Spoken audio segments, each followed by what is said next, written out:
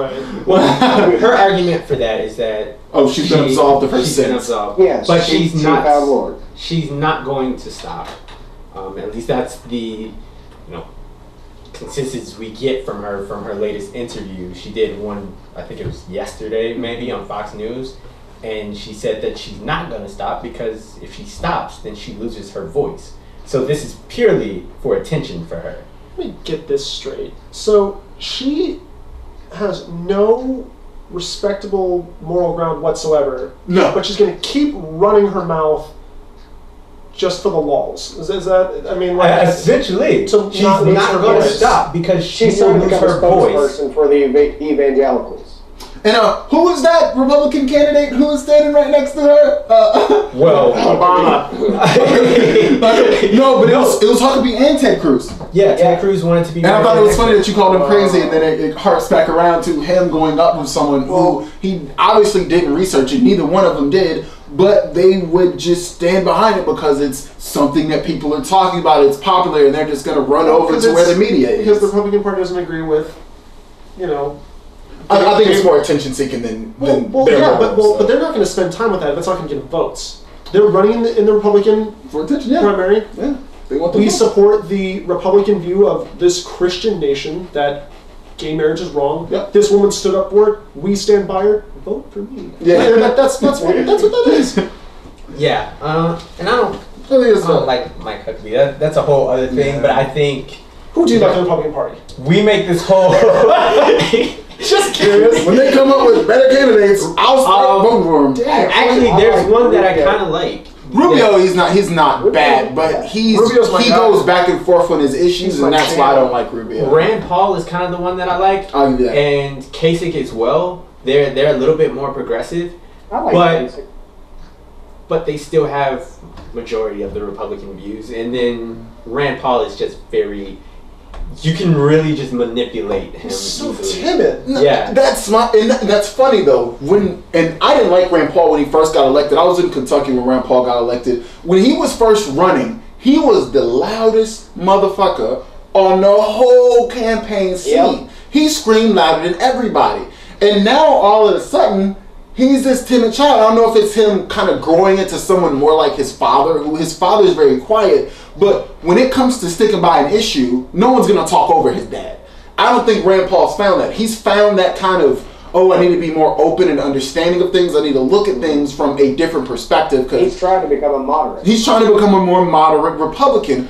But in becoming moderate, that doesn't mean you become moderately loud. Like, you still have to, be vocal on your opinions and stand by them wholeheartedly. And I actually think he would resonate more with Republicans if he would scream a little bit louder. Yes. Well, you got to think right now, you're talking about him trying to scream over another candidate. And I'm not going to say his name.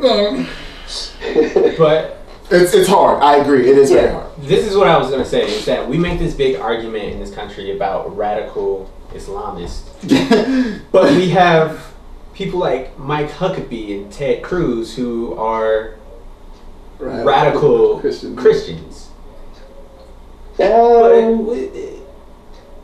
Dude, in another time, they would be right there with the Crusades. Like, let's do it! So, that's what he means by radical Christians. And I think that's also something, and we're going to go to our next topic next. But when it comes to radical Muslims, you also have to look at how old are Muslims. When you correlate their age as a religion to other religions at that same age, other religions were doing the exact same thing. They were fighting so hard for their position in this world that they started attacking people to draw people to their cause. And I think that we just live in this, Muslim time where they're becoming radical. So we just see most of them as radical. When you look at any religion at this same time period in their religious, development, because religions do develop and they do grow and they do become more moderate and things like that as they get older. Look at the new Pope, who we're about to talk about next.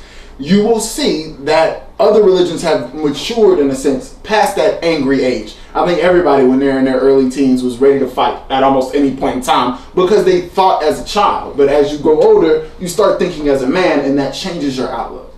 That's one thing. Or woman.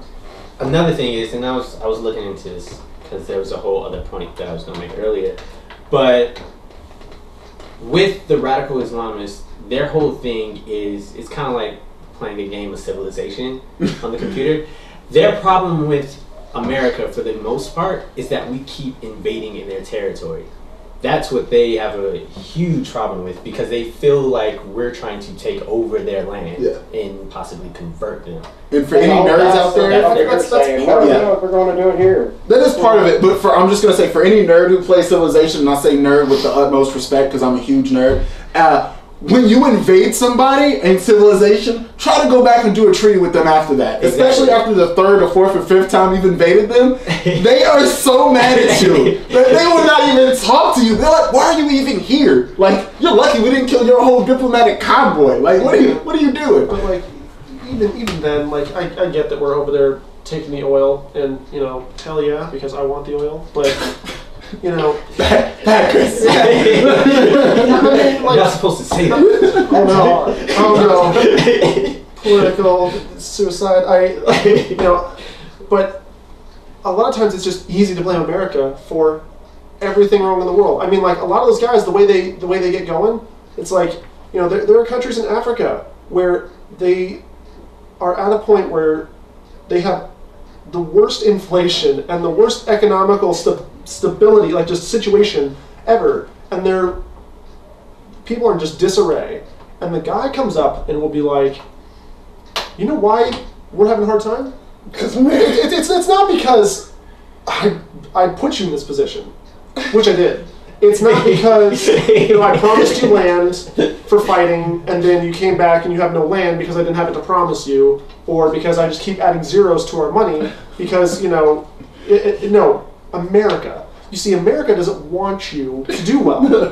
That's why. And then people are like, America, and they just get so mad because they just go with it because, like, wait, America's doing well and we're not. That makes sense. They're rich. They're the number one country in the world. Well, perceived like number one country in the world. So, like, they're, you know, and so, like, you can gain support just by saying, like, you know, America doesn't want you to have this, and then people just again uninformed go with it, and it's like, and look, now they're coming to take our oil. They're taking more. We're about to go to our next topic. But I do want to say, I want to validate his point, but also say, before you talk about someone's history, you also have to educate yourself on their history, because a lot of countries have very valid reasons to still be screaming, not necessarily against America, but against other people who have thrown their country in such disarray. It's still hard for them to put the pieces back. Absolutely. There's so many different exceptions to so many different things. It's not the same case across the board, like one size fits all. But way too many people are screaming, oh, just get mad at America because you're supposed to be mad at America. It's like, yeah, we do a lot of dumb shit over here, but you also have to look at yourself. I think it's another thing is that I think we kind of need to go back to the way we used to be a little bit when it came to... Yeah.